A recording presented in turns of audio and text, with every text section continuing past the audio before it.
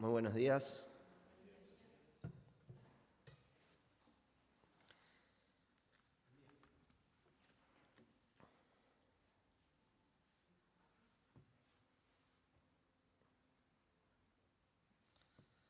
Vamos a ir al Señor en oración.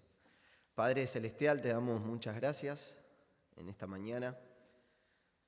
Padre, tenemos tanto para agradecer en esta mañana, Señor. En primer lugar, te damos muchas gracias, Señor, por el Señor Jesucristo, quien vino a este mundo, Señor, a morir por pecadores como nosotros, para darnos vida eterna.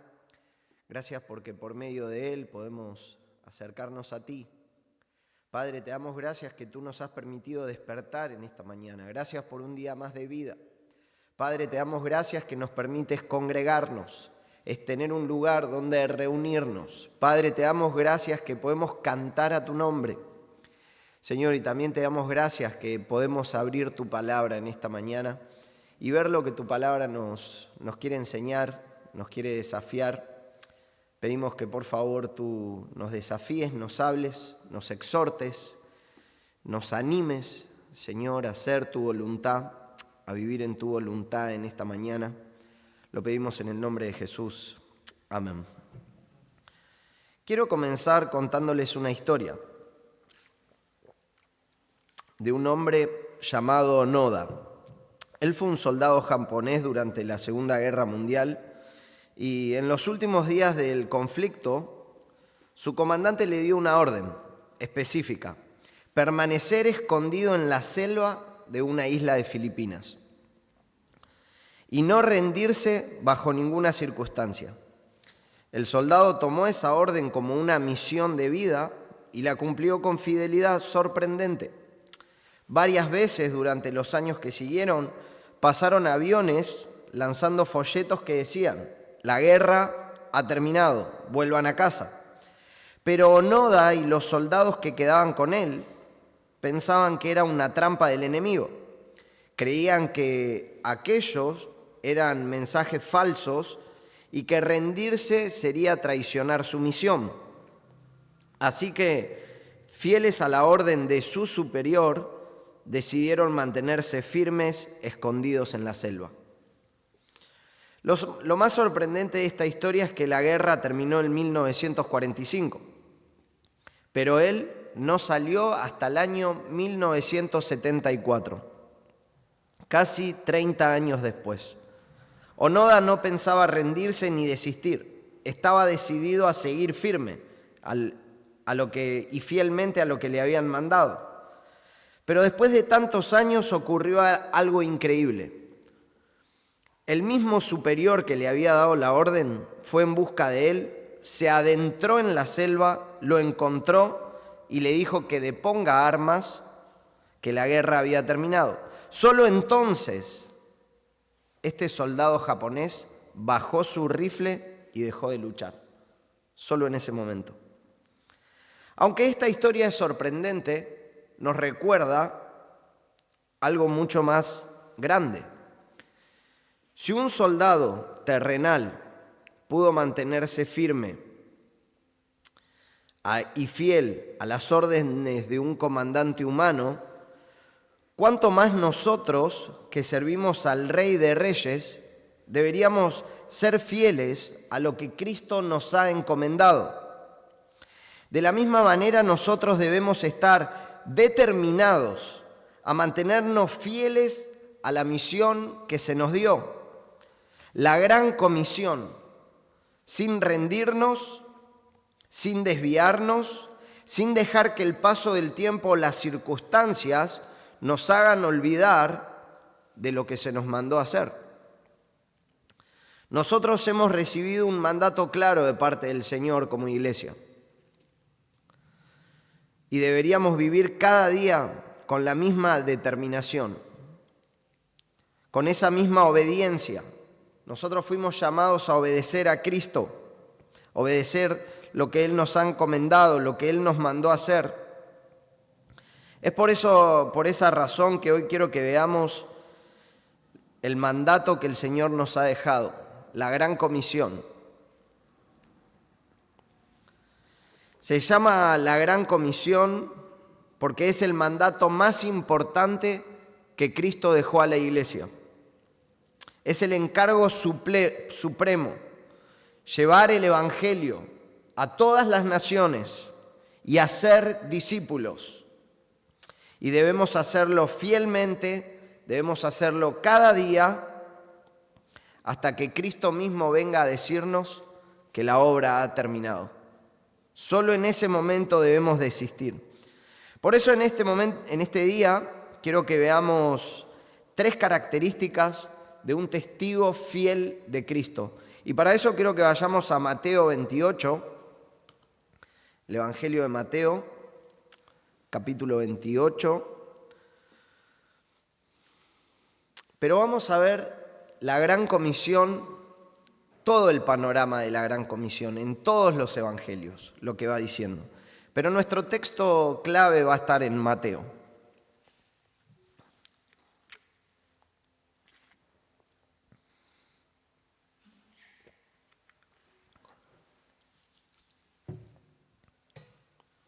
Mateo 28, vamos a ver del versículo 18, pero del versículo 18 al 20, pero vamos a ver del 16, vamos a comenzar a leer.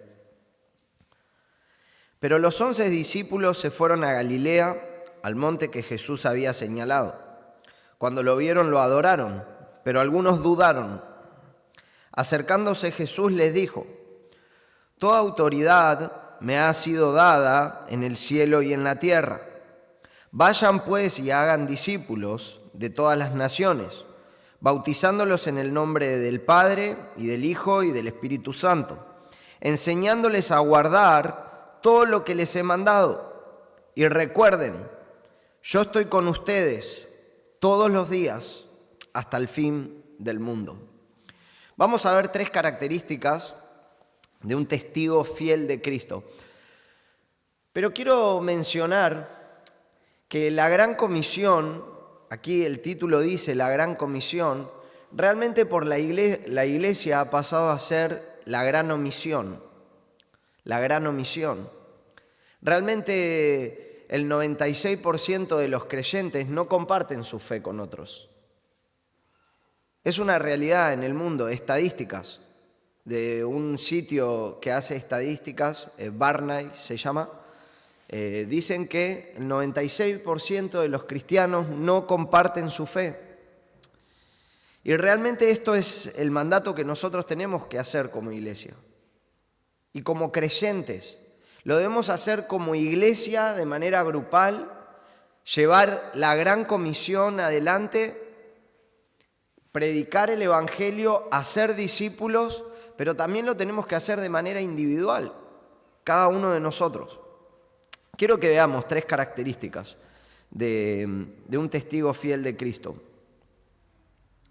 La primera característica de un testigo fiel de Cristo es que vive en el Espíritu, vive en el poder del Espíritu. Para ser un testigo fiel de Cristo hay que vivir en el poder del Espíritu Santo. Muchas personas creen que para ser un testigo de Cristo deben congregarse los domingos. Deben congregarse los miércoles. Y eso está muy bien, hay que hacerlo. Debemos congregarnos. Debemos venir a la iglesia. Realmente nosotros llamamos iglesia al edificio, pero saben que Dios no habita en templos hechos por manos humanas. El edificio realmente no es la iglesia. La iglesia somos las personas que hemos creído en Cristo. Muchas veces llamamos de mala manera, vamos a la iglesia. El edificio no es la iglesia. Vos y yo somos la iglesia. Dios no habita en templos por manos humanas. Pero pensamos que ser testigo de Cristo es simplemente asistir a la iglesia fielmente. Pero un testigo de Cristo vive en el poder del Espíritu Santo todos los días de su vida. Todos los días de su vida. Nuestro texto en el versículo 19 dice: «Vayan pues y hagan discípulos a todas las naciones». Esto era un mandato un poco inusual para los discípulos. ¿Por qué? Los rabinos del primer siglo no salían a ser adeptos a otras naciones, no salían fuera de su pueblo. Ellos esperaban que quienes querían seguirlos vengan hacia ellos, vengan a las sinagogas a escuchar lo que ellos enseñaban, pero nunca salían a hablar su mensaje afuera. O sus enseñanzas eran públicas, lo hacían públicamente y los que querían aprender venían a los pies de los rabinos. Pero Jesús acá lo invierte todo. Ahora ellos debían salir de su zona de comodidad para ser discípulos. También es importante mencionar que a lo largo de la historia de la iglesia, este texto se ha malinterpretado y han sugerido que el mandato aquí es ir. Dice, les dijo, toda autoridad me ha sido dada en el cielo y en la tierra. Vayan pues, dice la NBLA. La Reina Valera, la versión que vos tenés, quizás dice id. Id y hacer discípulos. Muchos dijeron, bueno, el mandato acá es ir, vos tenés que ir. Por tanto, para ser discípulos vos te tenés que ir a algún lado. Los únicos que pueden cumplir con este mandato son los misioneros, que se van a otra ciudad, que se van a otro país. Este mandamiento solamente es para los misioneros que van. Pero en realidad el mandato acá no es ir. Ir no es un imperativo. Ir es un participio. Es un verbo participio y lo que está indicando es mientras vos estás yendo. Mientras vos estás yendo. ¿Qué quiere decir esto?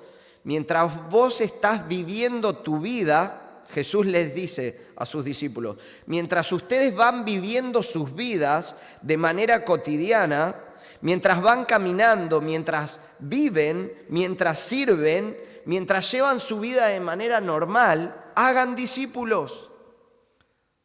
Hagan discípulos. Entonces la gran comisión no solamente es para los misioneros, la gran comisión es para todos los creyentes.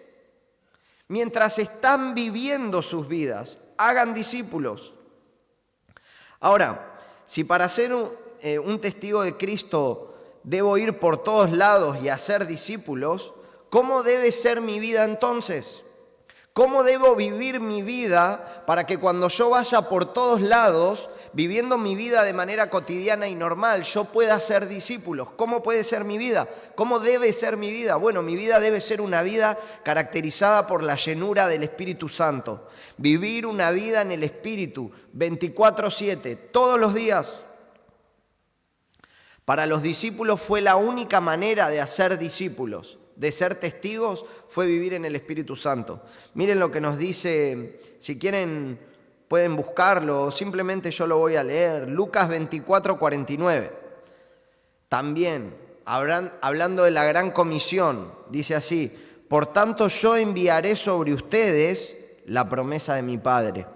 Permanezcan en la ciudad hasta que sean investidos de poder de lo alto. Los discípulos, para poder ser testigos de Cristo, necesitaban el poder de lo alto, necesitaban la promesa del Padre, necesitaban el Espíritu. En Juan 20:21, Jesús les dijo otra vez, paz a ustedes, como el Padre me ha enviado, así también yo los envío. Después de decir esto, sopló sobre ellos y les dijo, reciban el Espíritu Santo. Aquí el Señor no les da el Espíritu Santo, sino que esto es una evidencia de que el Espíritu Santo sería derramado sobre ellos con poder el día de Pentecostés. Es imposible que Jesús les haya dado el Espíritu Santo acá. ¿Por qué? Porque según Juan 7:39 y 16:7, el Espíritu Santo solo puede ser derramado una vez que Cristo sea glorificado. Una vez que Cristo es llevado al cielo, es derramado el Espíritu. Entonces aquí Jesús sopla sobre ellos y les dice, el Espíritu Santo va a venir con poder sobre ustedes. Y eso ocurrió en el libro de los Hechos. Juan 15:26 dice, cuando venga el Consolador a quien yo enviaré del Padre, es decir, el Espíritu de verdad que procede del Padre, Él dará testimonio de mí y ustedes también serán mis testigos.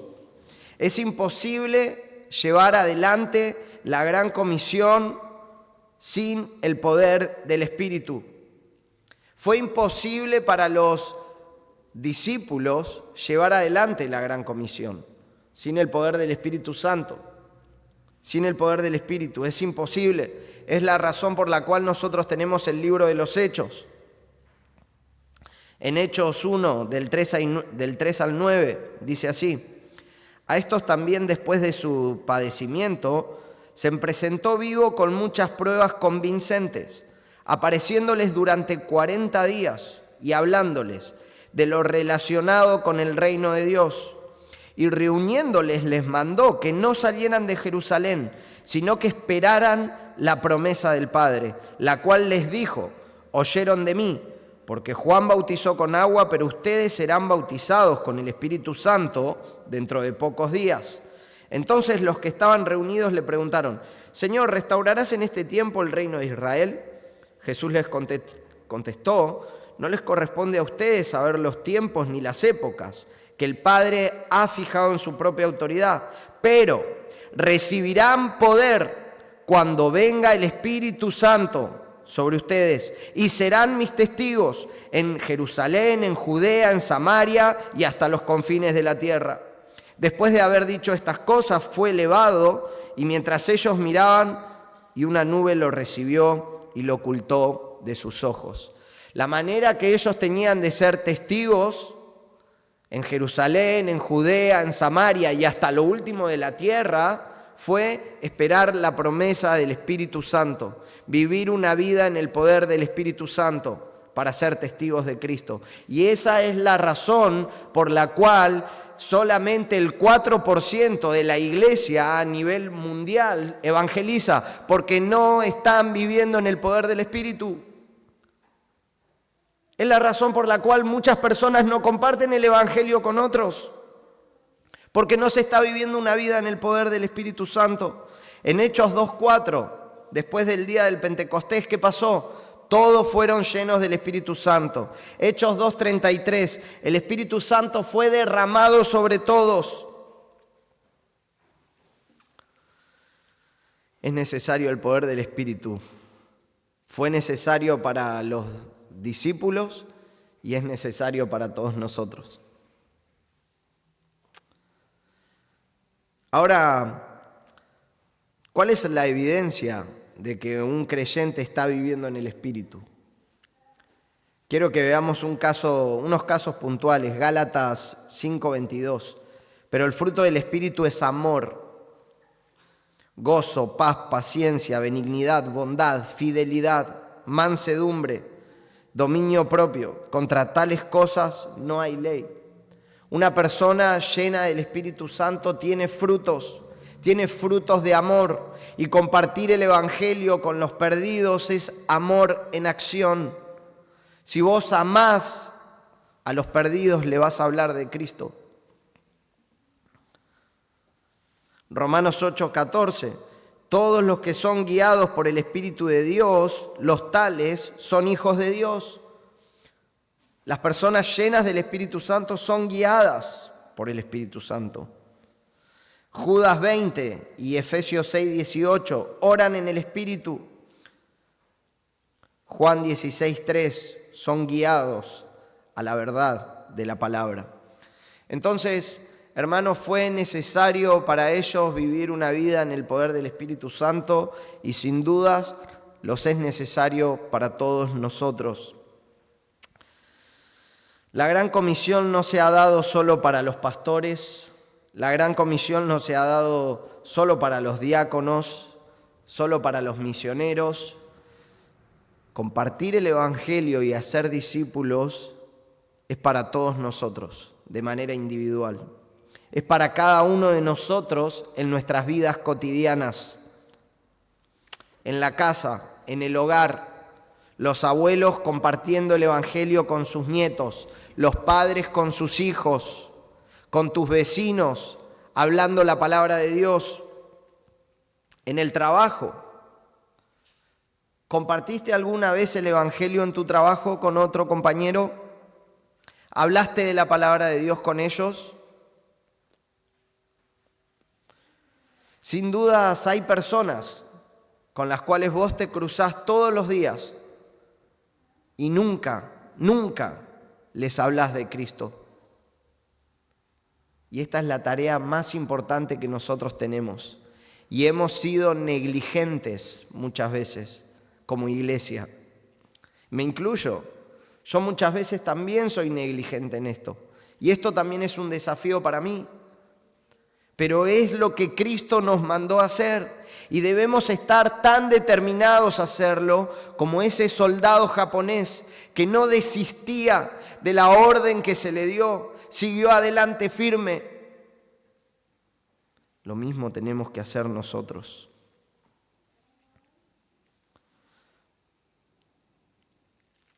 Todo nuestro alrededor es nuestro campo misionero.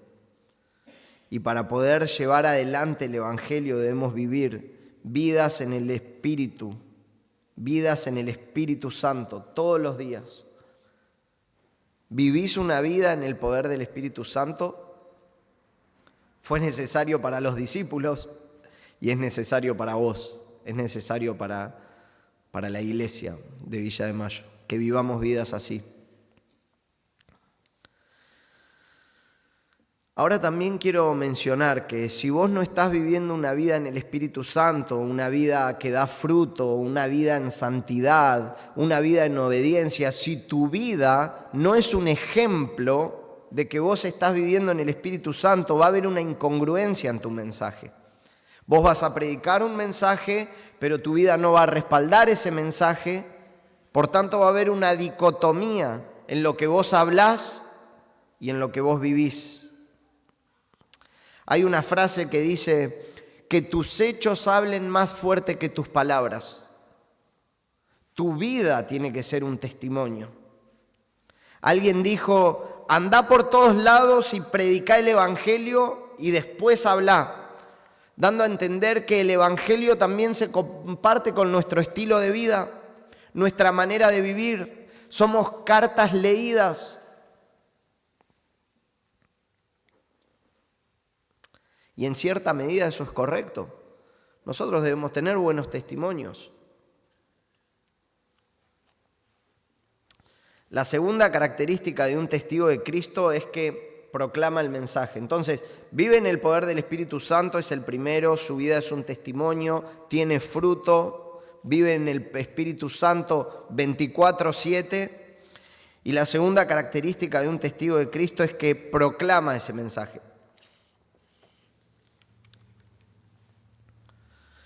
Ahora bien, predicar no está en nuestro texto, dice, vayan pues y hagan discípulos, dice nuestro texto, ¿no? Pero si bien no está en el relato de Mateo de manera explícita, sí lo vemos de manera implícita en el pasaje. ¿Qué quiere decir? El mensaje está ahí. Nosotros, para ser discípulos, la única manera de ser discípulos es predicando el Evangelio. No hay otra manera. Si no predicás, no podés hacer un discípulo. Entonces, no alcanza solo con vivir una vida espiritual o piadosa. Era necesario que los discípulos abrieran sus bocas y proclamaran el mensaje. En Hechos 14:21, si quieren pueden ir ahí, Hechos 14:21.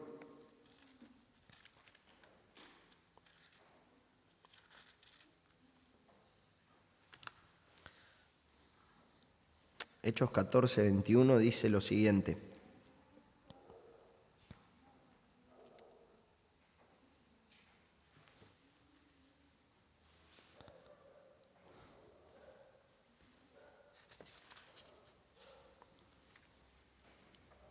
Después de anunciar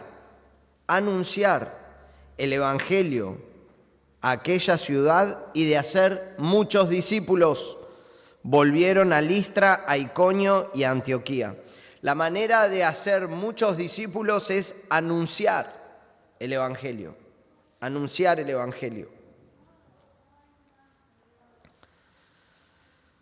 Lucas 24, 46, 47, y les dijo, así está escrito, que el Cristo padecerá y resucitará entre los muertos al tercer día, y que en su nombre se predicará el arrepentimiento para el perdón de los pecados a todas las naciones, comenzando desde Jerusalén. En su nombre se predicará. El Evangelio es un mensaje que se debe predicar. El Evangelio es un mensaje que se debe hablar, y para eso es necesario abrir la boca. Cuando dice se predicará, gramaticalmente allí eso está puesto como una parte explícita de la obra de Cristo. Como Cristo vino a este mundo, nació de una virgen en Belén, vivió una vida perfecta, vivió una vida sin pecado, murió, resucitó al tercer día, ascendió a los cielos, también se debe predicar ese mensaje. La predicación del Evangelio es parte explícita de la obra de redención. Predicar es proclamar como un heraldo, anunciar públicamente, declarar con autoridad. En la antigüedad esta palabra predicar se utilizaba para un heraldo real que no hablaba sus propias palabras, sino que transmitía el mensaje oficial del rey. Entonces, es algo muy importante la predicación. El mensaje del Evangelio es un mensaje que se vive, pero también es un mensaje que se predica. Hechos 2:14. Entonces Pedro, poniéndose en pie con los 11 apóstoles, alzó la voz y les declaró. Pedro, el día del Pentecostés, alzó la voz y empezó a predicar. Pedro, un hombre impulsivo, un hombre que se las mandaba todo el tiempo, un hombre que negó al Señor, un hombre que decidió volver a pescar, con otros más dijo, nos volvemos a pescar. Ese mismo Pedro alzó la voz el día del Pentecostés, abrió su boca y compartió el mensaje. Tenía el poder del Espíritu Santo y tenía un mensaje para proclamar. En Hechos 4:20, luego de haber sido encarcelados y azotados, Pedro dijo, no podemos dejar de hablar lo que hemos visto, lo que hemos oído. En Hechos 8:4, así que los que habían sido esparcidos iban predicando la palabra. Hechos 8:12, pero cuando creyeron a Felipe, que anunciaba las buenas nuevas del reino, Felipe anunciaba las buenas nuevas. Felipe fue uno de los diáconos que se eligió en Hechos 6, junto con Esteban. Y Felipe iba por todos lados anunciando el Evangelio. En Hechos 8:35 dice, entonces Felipe, comenzando con este pasaje de las Escrituras, le anunció el Evangelio de Jesús. Y en Hechos 21:8 dice, al día siguiente partimos y llegamos a Cesarea, y entrando en la casa de Felipe, el evangelista, que era uno de los 7, nos quedamos con él. Felipe anunciaba tanto el Evangelio que en Hechos 21 lo llaman el evangelista, porque anunciaba el Evangelio continuamente. Felipe no podía dejar de hablar las buenas noticias del Evangelio. No podía.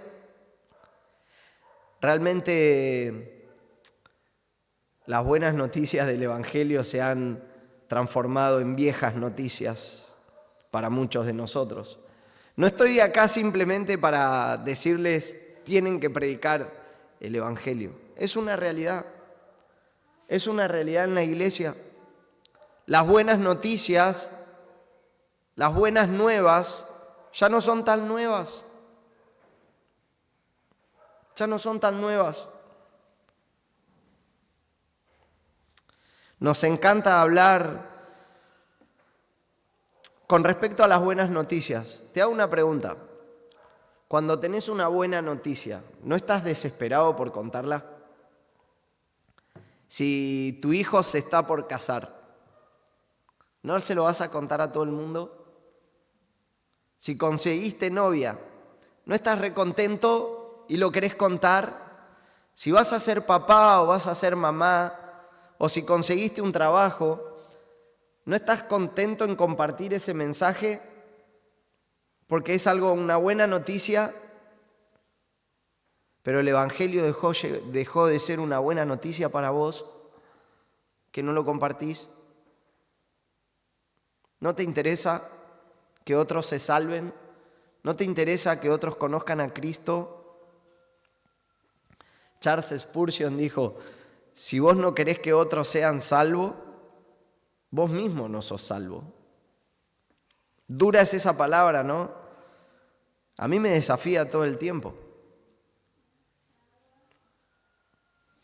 Nos encanta hablar de nuestro amado hermano Pablo.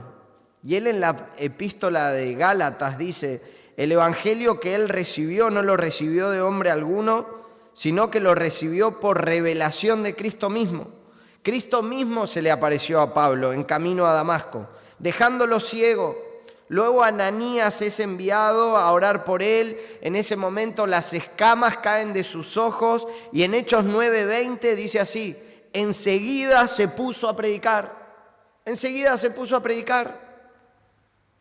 Pablo tenía el deseo fervoroso de predicar el evangelio continuamente. Romanos 1:9, pues Dios a quien sirvo en mi espíritu y en la predicación del evangelio de su Hijo. Pablo servía a Dios en la predicación del evangelio. Romanos 1:15, ansioso estoy de anunciar el evangelio también ustedes que están en Roma. Pablo estaba ansioso por ir a Roma y poder anunciarle también el evangelio a ellos. 1 Corintios 1:17, pues Cristo no me envió a bautizar, sino a predicar el evangelio, no con palabras elocuentes, para que no se haga vana la cruz de Cristo. No fue enviado a predicar con palabras elocuentes, no fue enviado a predicar con sabiduría, fue enviado a predicar el mensaje de la cruz. 1 Corintios 9:16, pues ay de mí si no predico el evangelio. Este término ay que Pablo utiliza en 1 Corintios 9:16 se utiliza en el Antiguo Testamento para referirse a los juicios de Dios. Juicios de Dios. También esta palabra Cristo la utiliza para referirse a los fariseos hipócritas de Mateo 23. Y esta es la misma palabra que Pablo utilizó para referirse a sí mismo si no anuncia el evangelio. Él está diciendo, el juicio de Dios está sobre mí si no anuncio el evangelio. Ahora, debemos saber que aquí no está hablando del juicio eterno, por así decirlo, sino del juicio correctivo y disciplinario de Dios sobre sus hijos que no cumplen la misión de evangelizar y llevar adelante su voluntad, sino que se rebelan contra el plan divino. Ay de mí si no predico el evangelio.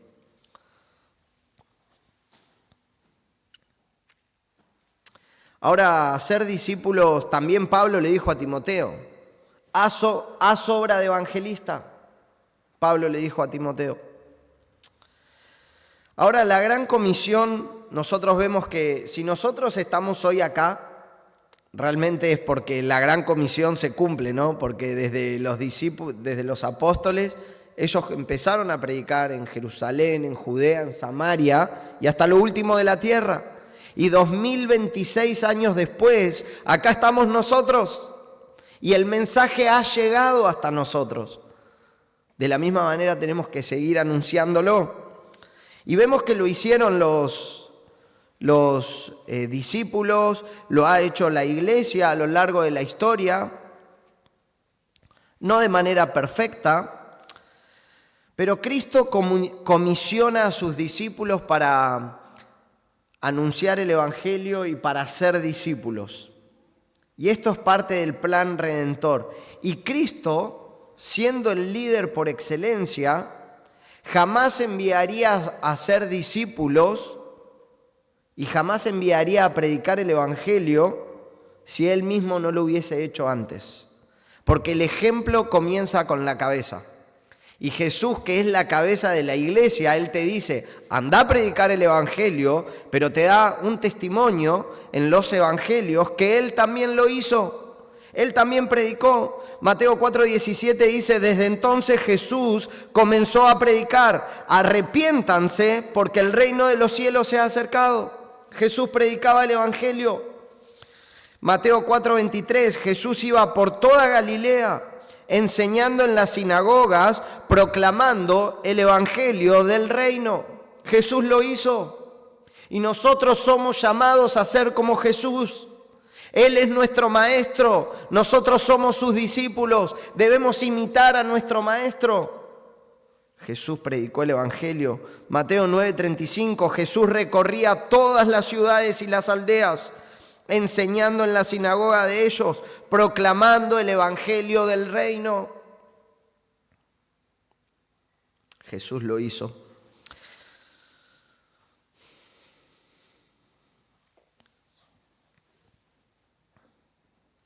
Cuando miramos las Escrituras vemos a Cristo mismo anunciar el evangelio. Por tanto, predicar el evangelio no es algo secundario. No es un ministerio que hacemos una vez cada 3 meses o una vez al mes. Es la tarea principal.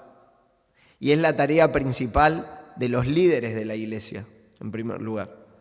Es la tarea principal de los pastores. Un pastor debe estar caracterizado por estar siempre predicando el evangelio. Un diácono, un líder de la iglesia, debe tener ese sentir, porque Cristo es el líder de la iglesia y Él lo hizo. Esto obviamente no es un requisito, ¿no? Pero yo me pregunto, cuando alguien dice que tiene el llamado a ser un pastor, bueno, ¿qué pasión tenés por las almas perdidas? ¿Te interesan? ¿Tenés un deseo porque los perdidos sean salvos? No es un requisito escritural, pero creo que un pastor debe tener un corazón por las almas. Debe tener pasión por los perdidos. Obviamente edificar a la iglesia también, preparar a los santos para la obra del ministerio. Pero un pastor debe tener en su corazón el deseo que almas conozcan a Cristo. Vemos a Pedro, a Felipe, a Pablo, a tantos otros en el Nuevo Testamento proclamando el evangelio con fidelidad. Así también debemos hacerlo nosotros. Seguir el ejemplo, no callar, no esconder el mensaje. ¿Acaso se pone una luz debajo de la cama? ¿No se prende una luz y se pone arriba para que todos la vean, para que alumbre todo el lugar? De la misma manera nosotros debemos proclamar el mensaje con valentía, sin ocultarlo. Tenemos en nuestras manos, Iglesia de Villa de Mayo, el mensaje de las buenas noticias que puede seguir transformando vidas por la eternidad. Este mensaje puede seguir transformando vidas. Este mensaje que transformó tu vida puede transformar la vida de otro. Realmente ha surgido un error doctrinal a lo largo de la historia de la iglesia que decía que no es necesario predicar el evangelio. Si las personas van a ser salvas, si Dios eligió a algunos para salvación, esas personas van a venir a la iglesia. Aunque nosotros no les prediquemos el evangelio, no es necesario predicar. Total, los elegidos de Dios, Dios se va a encargar de traerlos. Nosotros no tenemos que hacer nada. Tenemos que venir acá a la iglesia y disfrutar como si fuese un club. Eso es un error doctrinal que surgió en la historia de la iglesia. Y lamentablemente nosotros debemos también estar muy atentos de no caer en eso. Porque en la mayoría de los casos, las personas que llegan a nuestra iglesia no son porque nosotros estemos predicando el evangelio. No son porque nosotros estemos anunciando el Evangelio a nuestros vecinos, a nuestros compañeros de trabajo. La mayoría de las veces, las personas que llegan a la iglesia son personas que pasan por la calle y ven el cartel y les llama la atención y traen. Y Dios es fiel. Y gracias a Dios que Dios es fiel en traer personas para que escuchen su palabra. Hermanos, pero nosotros tenemos esta responsabilidad también. No debemos esperar que solamente Dios atraiga a las personas que pasan por la vereda o que vinieron a una cantata y después decidieron volver. Debemos activamente estar proclamando este mensaje. Activamente. ¿Cómo creerán en aquel de quien no han oído? ¿Cómo creerán? ¿Y cómo irán sin haber quien les predique?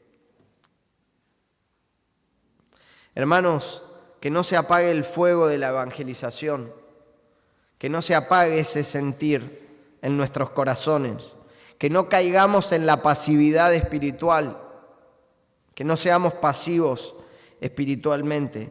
Cristo predicó, los apóstoles predicaron, los primeros creyentes predicaron. Nosotros también debemos hacerlo con gozo, con urgencia. Es un mensaje urgente que debemos predicar. Y lo debemos hacer con amor por las almas, amor por los perdidos. La mayoría de las personas con las que vos estás todo el día, la mayoría de las veces no son creyentes y se están yendo al infierno. ¿Te importa eso? ¿Te importa que personas se van al infierno? ¿Te importa este mensaje? ¿Te importa que hay que llevar adelante el Evangelio? ¿Te importa algo al menos de lo que estoy diciendo? Debemos predicar con amor por las almas. La tercera característica de un testigo de Cristo es que discipula con la palabra. Primera característica, vive una vida en el poder del Espíritu, 24/7. Segunda característica, proclama el mensaje, abre su boca para hablar. Y una vez que proclama el mensaje, va a haber personas que van a responder a ese mensaje. Porque déjame decirte algo, cuando vos prediques el Evangelio, por todos lados, va a haber personas que van a responder. Va a haber personas que van a responder. Por eso Jesús dijo, te haré pescador de hombres. Cuando vos vas a pescar y estás con la caña, en ese tiempo no se pescaba con caña, se pescaba con redes, pero cuando vos estás con la caña ahí, no pica enseguida el pez. Lleva un tiempo, lleva paciencia, pero vas a pescar. Vas a pescar. Y personas, cuando vos proclames el mensaje, van a responder el mensaje. Algunos dicen, bueno, yo predico el Evangelio, pero el resultado lo dejo en las manos del Señor. Yo siembro la semilla preciosa, la simiente preciosa, sembraré, y el resultado se lo dejo al Señor. Déjame decirte algo. La Biblia enseña que de cada 4 tierras en donde cae la semilla, una va a responder. Una va a responder. Una va a responder. Almas para Cristo. Hay que proclamar este mensaje. Ese fue el segundo punto, pero almas para Cristo. ¿Ganaste alguna vez un alma para Cristo? Un alma para Cristo. No te digo ganá todo Villa de Mayo. Un alma solamente. ¿No? Uno dice, bueno, ¿qué es lo que define la espiritualidad en una persona? Bueno, que tenga frutos, ¿no? Que esté creciendo espiritualmente, que esté sirviendo al Señor. Eso es re importante. Yo quiero saber cuántas almas para Cristo ganaste. Un alma solamente para el Señor. Que vos puedas decir, Señor, acá hay un alma que yo gané para ti, Padre, en obediencia a tu mensaje. Si nosotros, cada uno de nosotros, en este 2026 nos ponemos firmes en decir, cada uno de nosotros, vamos a orar, vamos a dedicar tiempo en oración cada miércoles para que cada uno pueda ganar un solo alma para Cristo, al final del 2026 van a ser el doble, hermanos. Van a ser el doble. Si hoy son 30, al final del 2026 van a ser 60. En un año ganar un alma para Cristo. Cada uno. Pero es difícil, porque requiere vivir una vida en el poder del Espíritu Santo. Requiere trabajo, requiere dedicación, requiere tiempo de oración. Requiere que vos estés atrás de la persona, enviándole mensaje, preguntándole cómo está, preguntándole si necesita ayuda. Requiere que si esa persona tenga una necesidad, quizás seas vos a quien Dios quiere usar para suplir la necesidad de esa persona que vos estás discipulando. Un alma para Cristo no es algo imposible. Y el Señor te va a respaldar. Porque cuando estés haciendo eso, realmente vas a estar en la voluntad de Dios. Porque esa es la voluntad de Dios. Ese es el plan de Dios para la iglesia. Ser luz en este mundo de oscuridad. Perdón, todo eso no estaba acá, pero la primera entonces vive en el Espíritu, la segunda proclama en el mensaje, la tercera discipula con la palabra. Hagan discípulos. Y la manera de hacerlo es yendo, y mientras vas yendo, predicando con tu vida y con el mensaje, y después que ellos creen, los discipulás con la palabra. Ahora, los discípulos son de Cristo, no debes hacer seguidores tuyos, debes hacer seguidores de Cristo. Al decir todas las naciones no se refería solamente a Israel, sino que ahora de todo el mundo deben hacerse discípulos. Como dijo Dios a Abraham, en tu simiente serán benditas todas las familias de la tierra. Todas las familias de la tierra. Se comparte el evangelio, la persona cree, el próximo paso ¿cuál es? Bautizarlos. Ahí nos dice, ¿no? Vayan pues, hagan discípulos de todas las naciones, bautizándolos. Ahora, ¿qué es el bautismo?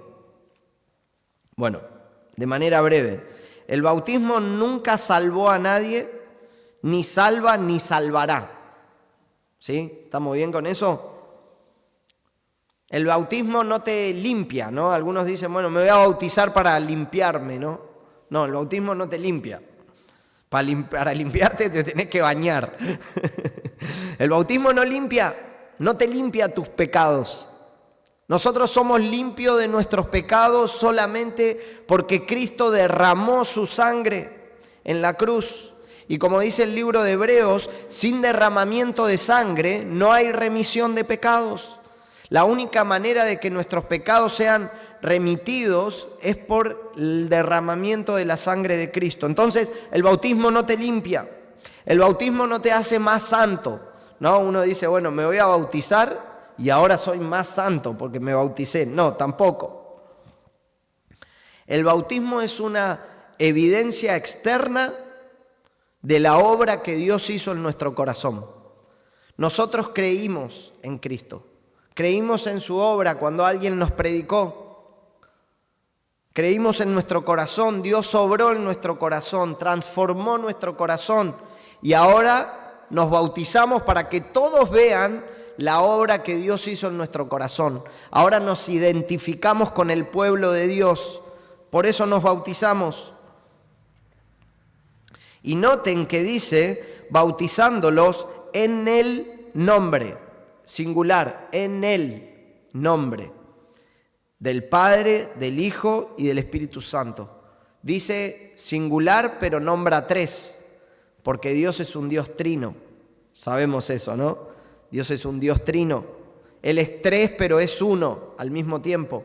No sabemos cómo funciona eso del todo, lo creemos que Dios es un Dios trino, y aquí nos dice que deben ser bautizados en el nombre del Padre, del Hijo y del Espíritu Santo. enseñándoles a guardar. Aquí la palabra enseñándoles tiene la idea de continuidad. Continuidad. Continuamente se debe estar enseñando, lo cual demanda trabajo, lo cual demanda esfuerzo, lo cual demanda horas de dedicación, paciencia, tal vez también inversión económica sobre esa persona que estás discipulando. Y deben enseñar a guardar, indica una obediencia continua a la palabra de Dios. Todo lo que Jesús nos ha mandado, ahora también debemos enseñarlo a otros. Ahora me gusta porque la Gran Comisión desenmascara al testigo falso. ¿Por qué? Porque cuando vos llevas adelante la Gran Comisión, vos tenés que enseñar a guardar lo que vos ya estás guardando. Nunca podés enseñar a otros que guarden algo que vos no estás guardando, algo que vos no estás obedeciendo. Vos no le podés decir a otro, bueno, vos tenés que vivir en santidad, y vos no lo estás haciendo. Eso es hipocresía. Entonces uno tiene que enseñar a guardar lo que vos ya estás guardando. Juan 17:6 dice, he manifestado tu nombre a los hombres que del mundo me diste. Tuyos eran y me los diste y han guardado tu palabra. Los discípulos estaban guardando la palabra de Dios, por eso ellos podían enseñar a otros a guardar la palabra de Dios. Juan 14:15, si ustedes me aman, guardarán mis mandamientos. Y termina diciendo, yo estoy con ustedes todos los días hasta el fin del mundo. Esta obra de la Gran Comisión, Iglesia de Villa de Mayo, la podemos hacer, ¿saben por qué? Porque Cristo promete estar con nosotros todos los días hasta el fin del mundo. Te pregunto, ¿estás discipulando a otros? ¿Estás discipulando a otros? ¿Estás guardando la palabra que les decís a los demás que deben guardar?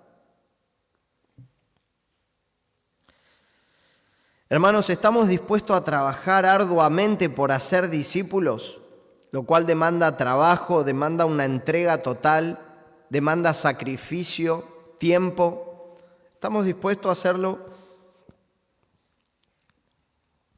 Que podamos ser obedientes a Cristo, como aquel soldado japonés de la introducción que se quedó en la selva hasta que su superior regresó por él, y que de la misma manera hasta que Cristo venga o que nosotros partamos de este mundo, estemos llevando adelante las buenas nuevas. ¿Saben por qué? Porque ese es el propósito de la iglesia. El propósito de la iglesia es adorar, adoración. Bueno, incluye la adoración, ¿no? Que vengamos acá a adorar. Pero si el propósito de la iglesia fuera adorar, que el Señor nos mate a todos ahora y nos lleve al cielo, porque en el cielo lo vamos a adorar eternamente, vamos a tener linda voz, y vamos a adorar y sin pecado. Entonces el propósito principal de la iglesia incluye adoración, pero no es la adoración, porque en el cielo vamos a adorar al Señor de manera perfecta. El propósito principal de la iglesia es aprender o enseñar. Bueno, eso es una parte muy importante de la iglesia.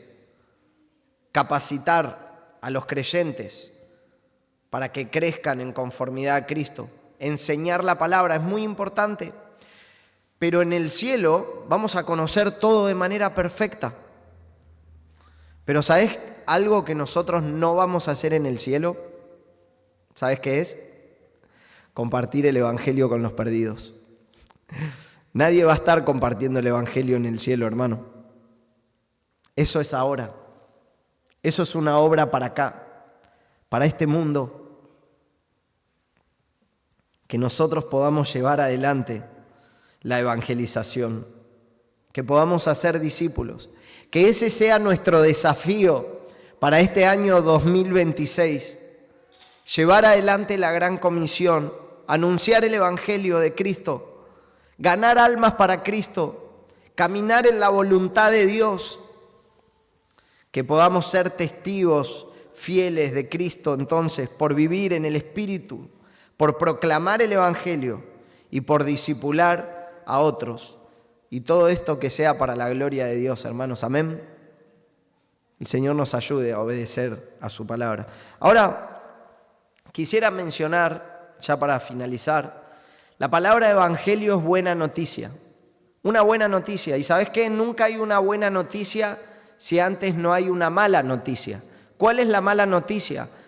La palabra de Dios nos dice en Romanos 3:23 que todos nosotros nacimos en pecado y como somos pecadores estamos destituidos de la gloria de Dios. Vos por ahí decís, bueno, yo no soy un pecador.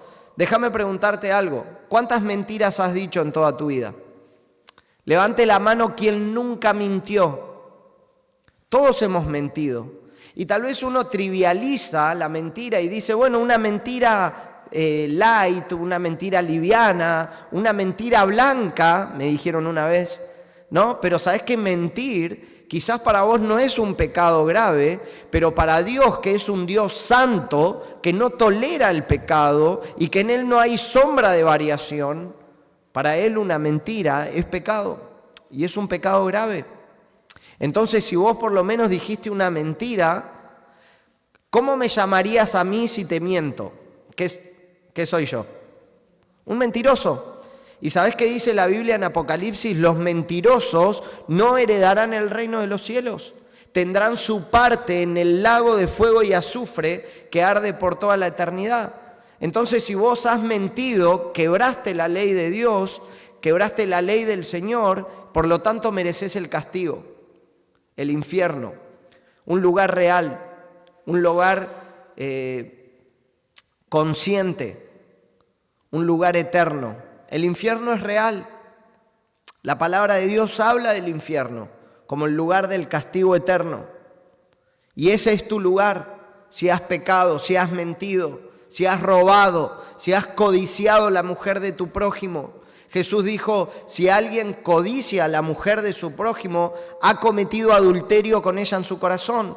Para Jesús, solamente pensarlo es como que si ya lo cometiste en tu corazón.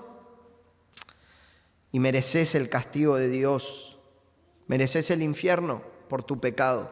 Pero ¿qué hizo Dios por los pecadores? Para que no vayan al infierno. Hace más de 2000 años Dios envió a su Hijo a morir por nuestros pecados en la cruz. Él murió en la cruz, Él derramó su sangre para darte vida eterna, para que no vayas al infierno, para que seas salvo por toda la eternidad. Cristo murió y al tercer día resucitó con gran poder. Vos tenés que entender que Cristo murió en la cruz en tu lugar. Él murió de manera sustituta, ahí debías estar vos. Él pagó la deuda que había en tu contra para darte vida eterna. La palabra de Dios nos dice que Dios ahora manda a todos los hombres en todo lugar que crean en el Evangelio. Cree en el Evangelio hoy si todavía no has creído. Cree en Cristo hoy y la palabra dice que vas a tener vida eterna. Arrepentite de tus pecados. ¿Qué es arrepentirse de sus pecados? Yo voy caminando en esta dirección, amando el pecado, amando los vicios, amando la borrachera, amando la fornicación, amando todo lo que este mundo ofrece. Escuché el mensaje del Evangelio, Cristo murió por los pecadores, Cristo murió por un pecador como yo, me arrepiento, ahora empiezo a caminar en esta dirección.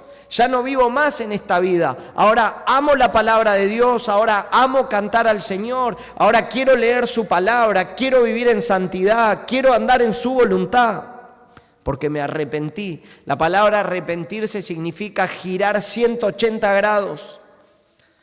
Si aún no has puesto tu fe en Cristo, arrepentite de tus pecados hoy, poné tu fe en Cristo y Él te salvará. Vamos a orar. Padre, te damos gracias, Señor, en esta mañana por tu palabra. tu palabra eterna. Gracias por el desafío de tu palabra, Señor, para nosotros, de poder ser testigos fieles de Cristo, Señor. Te pedimos que tú nos ayudes a testificar con vidas llenas del Espíritu Santo. Te pedimos que tú nos ayudes a testificar con nuestro estilo de vida, con nuestro ejemplo, pero también que nos ayudes a testificar, abriendo nuestras bocas, proclamando el mensaje, Señor, y también que tú nos ayudes a ser discípulos, discipular con tu palabra. Padre, pedimos que nos ayudes a llevar adelante la gran comisión en este 2026, que lo hagas para la gloria de tu nombre, Señor. Amén.